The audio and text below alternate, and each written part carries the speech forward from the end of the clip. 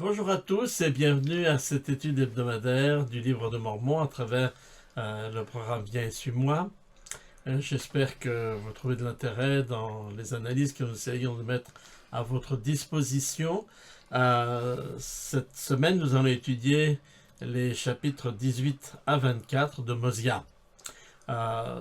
C'est un petit peu compliqué dans la mesure où il y a beaucoup de mouvements, mais on va essayer de déterminer les éléments qui ont peut-être guidé Mormon dans ce choix des chapitres, des récits et des circonstances dont il nous parle. Évidemment, nous allons parler beaucoup d'Alma, mais avant, essayons de rappeler rapidement le contexte. Vous avez déjà vu cette carte.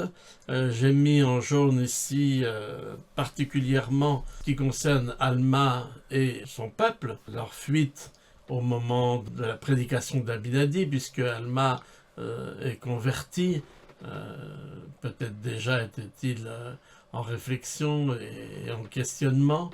En tout cas, il est frappé par la puissance du prophète Abinadi et il quitte le peuple et va suivi de certains qui l'enseignent se réfugier aux eaux de Mormon. Nous en parlerons dans un instant. C'est un des aspects les plus importants de ces chapitres de cette semaine. Mais si vous regardez ici la carte et un peu la légende, si je puis dire, vous voyez que vous avez tous ces mouvements de différents groupes, de peuples, parfois de groupes qui partent à la recherche. Et cela, pour moi, suggère que nous sommes tous en mouvement quelque part. Nous sommes tous dans un certain pèlerinage, une pérégrination qui doit ultimement, nous l'espérons, nous amener à Dieu. Mais bien évidemment, cela nous le montre assez dans le schéma, beaucoup de personnes et de peuples se perdent. Et donc je crois qu'il est intéressant d'y voir aussi ce reflet. Il y a le chemin étroit et resserré qui mène à l'arbre de vie, il y a les 40 années d'errance dans le désert, et il y a nos parcours individuels qui font que parfois nous quittons la meilleure route en faisant des choix qui ne sont pas toujours les plus judicieux, les plus légitimes. Alors, certainement que les exemples des différents peuples ici, nous allons pouvoir comparer dans ces chapitres la destinée du peuple de Limi et du peuple d'Alma et le rôle que les Lamanites vont jouer dans toute cette affaire et dans toutes ces relations qui sont donc là exposées à travers les différents personnages ou les différents peuples qui prennent des routes diverses avec l'espoir de se retrouver dans une terre promise. Ici, c'est la ville de Zarahemla qui est recherchée par le peuple de Limi et par le peuple d'Alma, mais on verra que ça n'est pas si simple. En fait, on ne s'en rend pas toujours compte, mais ces chapitres vont couvrir une période de 24 ans. Et une période de 24 ans qui, en particulier, va être faite de servitude pour les deux peuples. Mais les différences sont assez notables pour que nous puissions aussi réfléchir. Bien évidemment, ça n'est pas tant, ou pas seulement, le peuple de Limi qui nous intéresse, ou le peuple d'Alma, mais c'est les applications que nous pouvons avoir dans notre vie personnelle, ou la vie de notre famille, et c'est ce que nous allons essayer de déchiffrer. Et pour cela, tout à l'heure, je céderai aussi la parole à Valérie qui fera des comparaisons et nous aidera à mieux comprendre comment les choses se sont déroulées. Alors, nous en arrivons à Alma, qui a quitté la ville de Néphiléi, quitté le peuple du roi Noé. On est au départ dans cette configuration-là, et j'y reviendrai dans un instant, et il enseigne le peuple aux eaux de Mormon. Si vous prenez le chapitre 18, qui est le premier chapitre de cette semaine, et les versets 1 à 7, vous avez en effet toute l'organisation d'Alma par rapport à l'enseignement qu'il va faire pour amener ceux qui veulent bien le suivre au repentir et à se désolidariser du roi Noé et des prêtres de Noé. Il va donc les rassembler, leur enseigner la bonne parole. Et verset 7, il arriva qu'après de nombreux jours, il y en eut un bon nombre rassemblés dans le lieu de Mormon pour entendre les paroles d'Alma. Oui, tous ceux qui croyaient à sa parole étaient rassemblés pour l'entendre. Et il les instruisit et leur prêcha le repentir et la rédemption et la foi au Seigneur. Donc, c'est une véritable organisation qui va petit à petit se mettre en place. Et si vous regardez la suite du chapitre, ils vont aller dans cette contrée qui va s'appeler le pays d'Élam et fonder une ville. Et nous allons tout d'abord montrer comment s'est faite l'alliance du baptême, puisque aux eaux de Mormon, évidemment, le but principal, ce sera d'amener ce peuple à recevoir l'ordonnance du baptême, à rentrer dans l'alliance, puisque le repentir conduit, évidemment, avec la foi en Christ, aux alliances, et ici celle du baptême. Alors, que dire de l'alliance du baptême? Nous avons là une explication dans les versets 8 à 10 du chapitre 18 qui, je pense, peuvent nous intéresser pour comprendre les conditions du baptême et ce qui peut nous amener, en effet, bien évidemment, à travers la foi en Christ, à ce choix. Et on pourrait faire une liste que j'aimerais vous présenter et à laquelle j'aimerais vous demander de méditer. Non plus tant pour Alma et son peuple, mais pour votre propre choix qui a été de un jour vous faire baptiser, ou peut-être que c'est quelque chose que vous considérez en ce moment, et de penser à ce que cela implique. Désirer, dit le texte ici, du chapitre 18, désirer entrer dans la bergerie de Dieu. Donc faire partie du troupeau, de faire partie de cette assemblée, de cette église. Avec le mot église, qui vient du grec ecclésia, signifie l'assemblée, le rassemblement de ceux qui veulent suivre Jésus-Christ. Être appelé son peuple. On avait déjà vu cela avec le roi Benjamin et son discours, qu'à la fin, le peuple désirait devenir le peuple du Christ et être connu de son nom, un nouveau nom. Être disposé aussi, nous dit-on, à porter les fardeaux les uns des autres, à pleurer avec ceux qui pleurent, à consoler ceux qui ont besoin de consolation, et à être les témoins de Dieu en tout temps et en toutes choses et en tout lieu. Alors, enfin, cela nous amène à cette alliance de servir et de garder les commandements. On peut, devant cette liste, se dire, est-ce que le Seigneur ne nous demande pas de prendre un engagement qui va probablement aboutir à un échec? Est-ce que toute cette liste longue, imposante quelque part, ne pourrait pas nous faire penser que finalement nous sommes voués à l'échec? Qui sera capable de faire toutes ces choses-là? Mais le Seigneur sait bien que seuls nous ne pourrons pas y parvenir. Il ne s'agit pas seulement donc d'entrer dans l'alliance pour faire les choses seuls, mais entrer dans l'alliance, c'est justement avoir avec nous l'aide de la divinité, du Père, du Fils et du Saint-Esprit. Et on comprend bien ce que le Fils a fait pour rendre possible notre changement, notre progression, notre transformation en tant que chrétien fidèle. Mais nous savons aussi ce que le Saint-Esprit, puisque le don du Saint-Esprit fait partie également du baptême, ce que cela va signifier pour nous aider à apprendre, à changer, à nous améliorer. Donc, on ne nous demande pas d'être parfait aujourd'hui, mais quelque part, puisqu'on parlait de marcher sur le chemin, c'est de nous engager sur le bon chemin et de nous y attacher le plus possible. C'est le chemin des alliances dont parle Elder Nelson, le président Nelson, beaucoup en ce moment.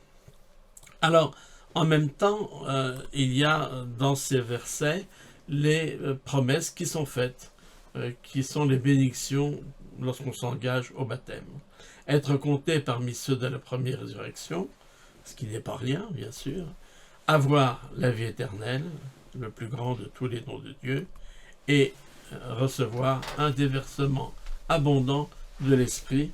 Donc le Saint-Esprit, c'est un don qui nous est fait, et ce don nous est donné dans l'abondance. Présent, Bernard insistait sur recevez le Saint-Esprit, pour souligner qu'il ne s'agissait pas simplement de le recevoir de façon passive, mais de lui faire de la place, de l'accepter, de l'écouter, que ce consolateur, cet instructeur soit vraiment constamment à nos côtés pour nous aider à faire les bons choix. Donc nous avons là, si vous retournez dans Doctrine et Alliance, vous avez une autre liste qui nous parle justement de la préparation au baptême, verset 37. De plus, à titre de commandement à l'Église concernant la manière de baptiser, tous ceux qui s'humilient devant Dieu, désirent être baptisés, se présentent leur cœur brisé et l'esprit contrit, témoignent devant l'Église qu'ils se sont sincèrement repentis de tous leurs péchés et sont disposés à prendre sur eux le nom de Jésus-Christ, étant déterminés à le servir jusqu'à la fin, et montrent vraiment par leurs œuvres qu'ils ont reçu de l'Esprit du Christ pour la rémission de leurs péchés, ceux-là seront reçus par le baptême dans son Église. Donc vous voyez que nous avons une autre façon d'exprimer, mais qu'il s'agit là bien de la même invitation. Alors, si vous regardez toujours dans ce chapitre 18 de Mosia, très riche, vous voyez comment ensuite Alma va organiser les choses. À partir du verset 17, ils vont être appelés l'Église de Dieu ou l'Église du Christ. Verset 18, il va ordonner des prêtres et les instruire. Verset 19, et il leur commande de n'enseigner que ce qu'il leur avait lui-même enseigné. Verset 20, de ne prêcher que le repentir et la foi au Seigneur.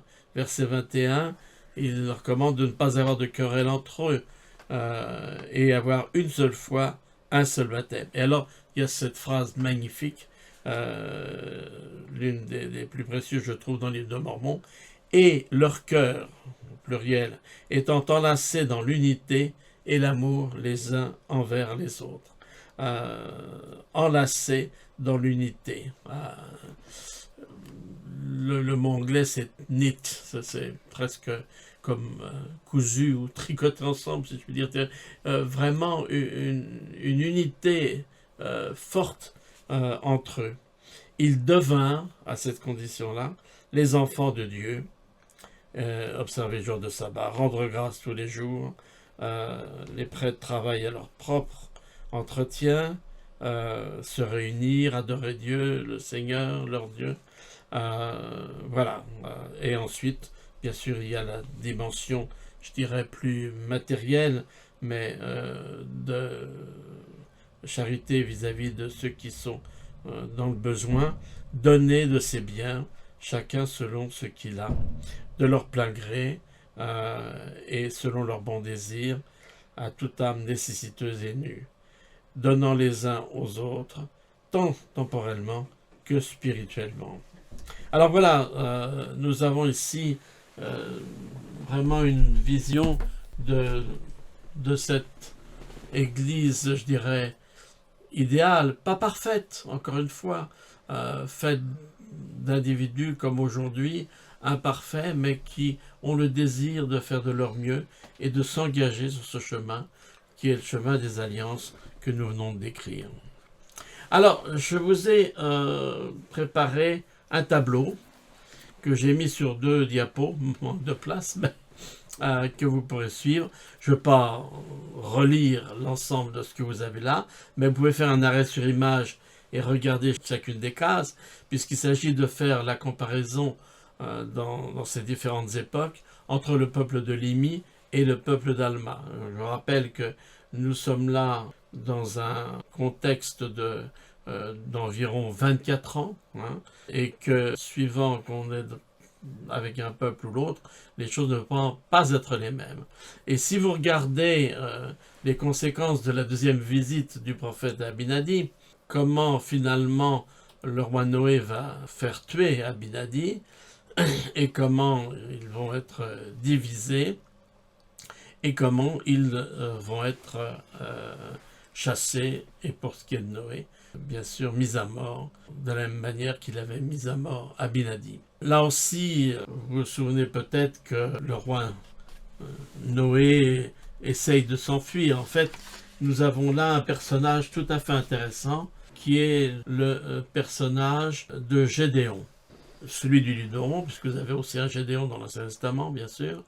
C'est un chef fidèle des Néphites, on le reverra au cours de l'histoire, et c'est l'ennemi juré du roi Noé. Il veut d'ailleurs le mettre à mort, et il est vraiment prêt à réussir ce qu'il veut faire pour punir le roi Noé. Et à ce moment-là, le roi Noé lui dit « Oh là là, mais nous sommes attaqués.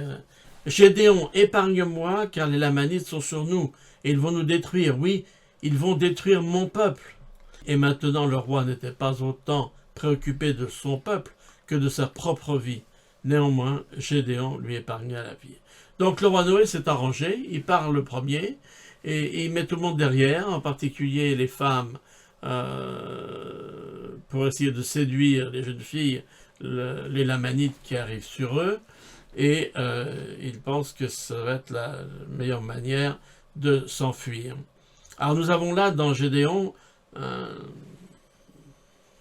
un héros, si j'ose dire, utiliser ce terme, mais un vaillant guerrier d'Israël qui veut vraiment la justice et la vérité.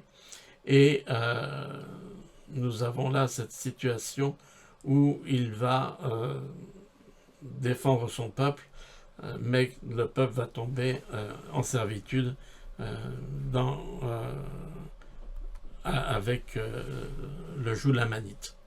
Donc vous voyez ici que le peuple va endurer les servitudes, et à chaque fois d'ailleurs qu'ils veulent se délivrer, la seule chose qu'ils trouvent à faire, c'est d'attaquer les Lamanites. C'est-à-dire que la seule réponse qu'ils ont à leur situation, c'est la guerre. Jamais, semble-t-il, ils se posent la question, est-ce qu'on ne peut pas changer? Est-ce qu'on ne peut pas se tourner vers Dieu? Est-ce qu'on ne peut pas s'améliorer pour être béni?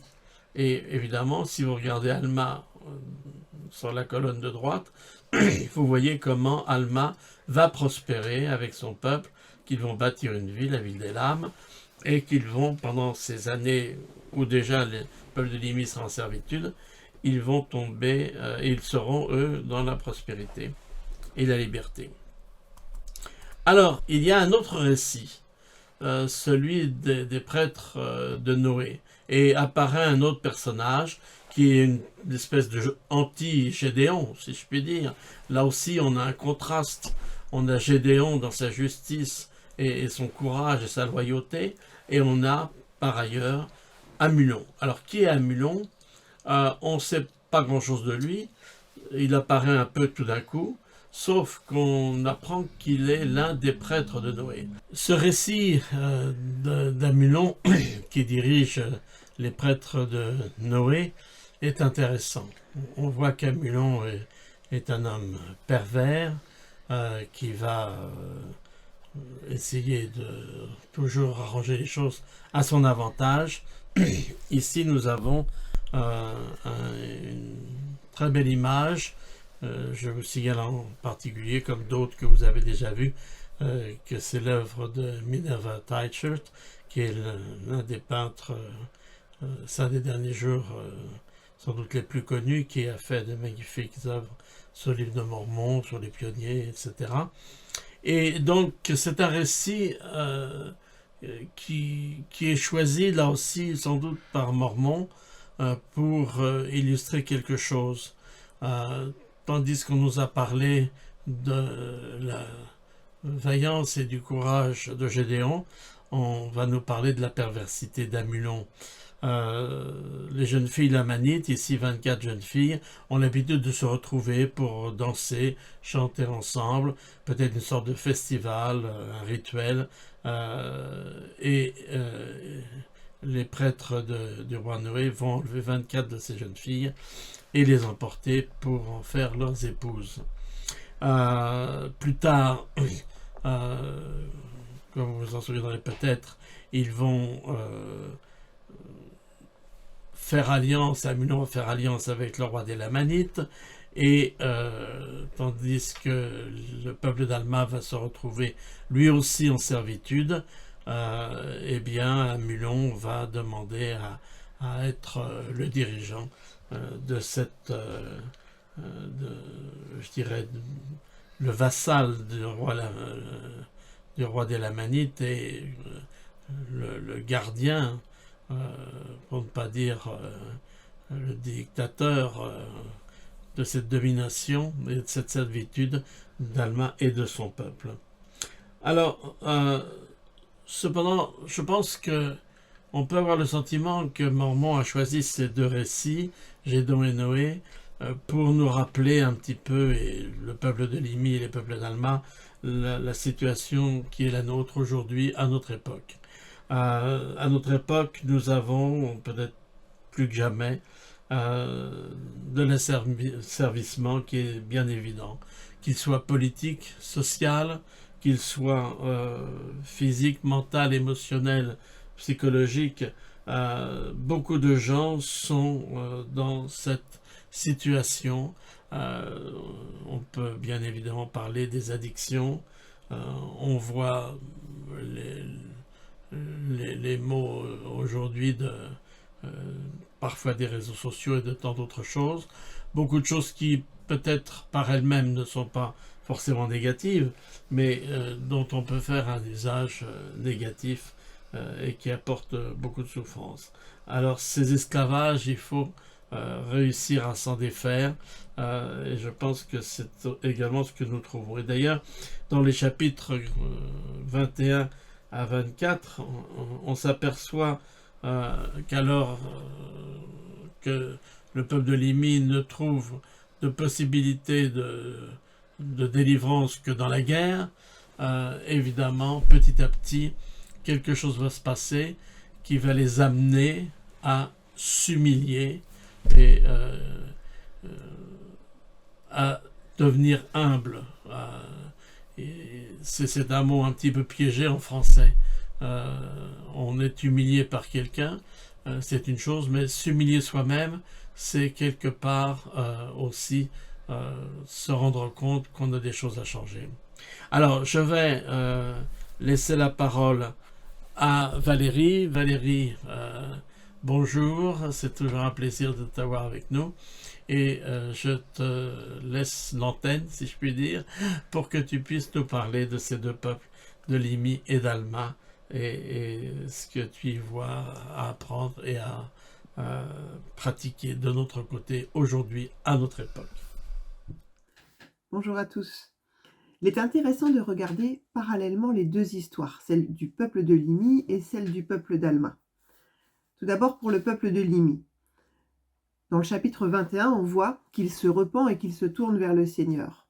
En réalité, les Néphites ici ont été obligés d'être humbles.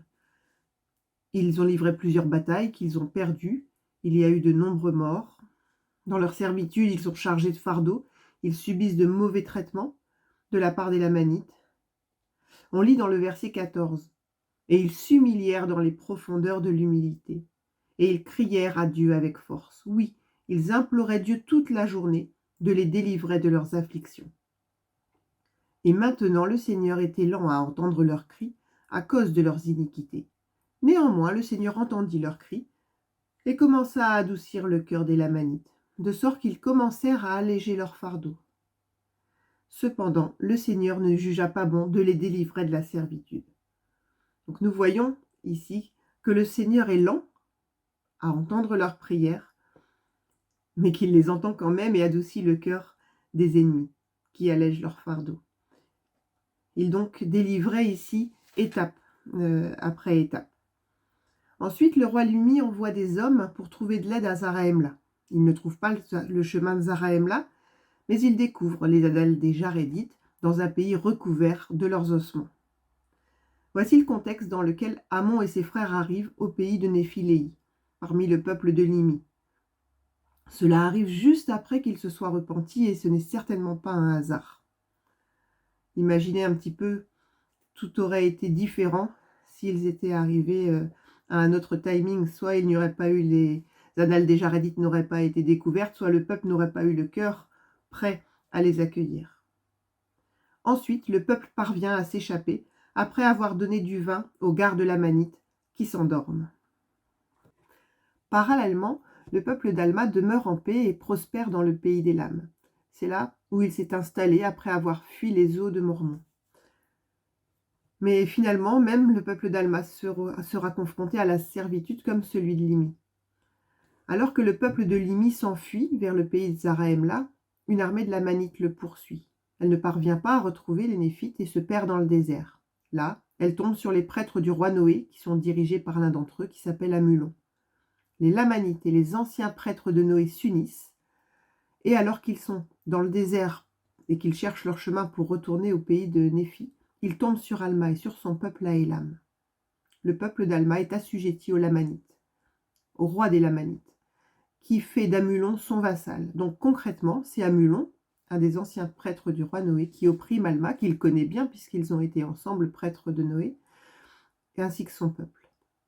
L'attitude d'Alma, ici, ainsi que de tous ceux qui sont avec lui, est un véritable modèle de foi. Ils font face à l'épreuve avec patience et foi, comme l'indique le verset 21. La comparaison avec le peuple de Limi est intéressante, car ici, le peuple d'Alma est un peuple juste. Les Néphites qu'il compose ont fait alliance avec Dieu. Et à ce sujet, c'est-à-dire le sujet des épreuves qui touchent les justes, le président Kimball a dit ceci. N'est-il pas sage de sa part, donc de la part de Dieu, de nous donner des épreuves pour que nous puissions les surmonter, des responsabilités pour que nous puissions avoir des réalisations, du travail pour endurcir nos muscles, des afflictions pour mettre notre âme à l'épreuve? Ne sommes-nous pas exposés aux tentations pour éprouver notre force, à la maladie afin d'apprendre la patience, à la mort afin d'être immortalisés et glorifiés? Si tous les malades pour qui nous prions étaient guéris, si tous les justes protégés et les méchants détruits, le programme tout entier du Père serait annulé et le principe fondamental de l'Évangile, le libre arbitre, prendrait fin. Personne ne devrait vivre par la foi. Si la joie, la paix et les récompenses étaient instantanément données à celui qui fait le bien, il ne pourrait y avoir de mal. Tous feraient le bien, mais parce que le bien est la chose à faire. Il n'y aurait pas de mise à l'épreuve de notre force, pas de développement de notre personnalité, pas d'augmentation de nos pouvoirs, pas de libre arbitre, uniquement des contrôles sataniques. Si toutes les prières étaient immédiatement exaucées selon nos désirs égoïstes et notre intelligence limitée, il n'y aurait que peu ou pas de souffrance, de chagrin, de déception ou même de mort. Et si cela n'était pas, il n'y aurait pas non plus de joie, de succès, de résurrection, ni de vie éternelle, ni de divinisation. Le peuple d'Alma et Alma ont compris cela. Dans Mosia 23, au verset 18, il y a cette belle expression. Ils fit taire leur crainte. Elder Bednar a consacré un discours à la conférence générale d'avril 2015 à cette phrase. Ce n'est pas Alma qui a fait taire les craintes du peuple. Il les exhorte à se souvenir de Dieu et à son pouvoir de délivrance. Et c'est chacun d'entre eux qui, en s'accrochant à sa foi en Christ, va recevoir du pouvoir afin de pouvoir faire taire ses craintes. Le Elder Bednar dit « La connaissance correcte du Seigneur et la foi en lui nous donnent le pouvoir de faire taire nos craintes, parce que Jésus-Christ est la seule source de paix durable. » Finalement, le Seigneur allège les fardeaux de son peuple et le fortifie. témoignant qu'il intervient en faveur de son peuple dans ses afflictions. C'est ce qu'on trouve ici dans Mosia 24 au verset 14. Donc vous voyez, ça marche comme avec le peuple de Limi en étapes. En fait, d'abord, le Seigneur allège les fardeaux, ou en tout cas fortifie le peuple pour qu'il puisse mieux les supporter. Et ce n'est que dans un deuxième temps qu'il les délivre complètement de la servitude. Et ça sera le cas ici, où le Seigneur va pouvoir délivrer le peuple d'Alma et le guider vers le pays de Zaraëmla. Pour conclure, une citation d'Elder Holland, toujours sur les épreuves. Il peut y avoir beaucoup de difficultés dans la vie, et il y en aura beaucoup. Pourtant, l'âme qui va au Christ, qui connaît sa voie et qui s'efforce de faire comme lui, trouvera une force qui dépasse la sienne. Le Sauveur nous rappelle « Je t'ai gravé sur mes mains ». Vu le coût incompréhensible de la crucifixion et de l'expiation, je peux vous promettre qu'il ne va pas se détourner de nous à présent. Quand il dit aux pauvres en esprit « Venez à moi », il veut dire qu'il sait quel chemin emprunter pour nous en sortir et nous améliorer. Il le connaît parce qu'il l'a parcouru. Il le connaît parce qu'il est le chemin. Mes frères et sœurs, quelle que soit votre détresse, s'il vous plaît, n'abandonnez pas. S'il vous plaît, ne cédez pas à la peur. Si vous êtes seul, sachez que vous pouvez trouver le réconfort. Si vous êtes découragé, sachez que vous pouvez trouver l'espoir. Si vous êtes pauvre en esprit, sachez que vous pouvez être fortifié. Si vous êtes brisé, sachez que vous pouvez être guéri. Je reprends la parole juste quelques instants pour remercier Valérie de ses commentaires et de ses sentiments et de nous avoir aidé à mieux comprendre les exemples ici qui nous aident à comprendre que c'est en se tournant vers le Seigneur qu'on peut véritablement réussir à nous défaire de ce qui peut nous rendre esclaves, et que le Seigneur est prêt à faire tout ce qui est en son pouvoir pour nous aider si nous sommes prêts à l'accepter. Nous vous souhaitons une bonne semaine, une bonne étude de la méditation, de la réflexion et de l'inspiration. En tout cas, sachez que nous sentons que ce livre de Mormon est là pour notre époque, pour nous aider et nous rendre meilleurs. Bonne semaine.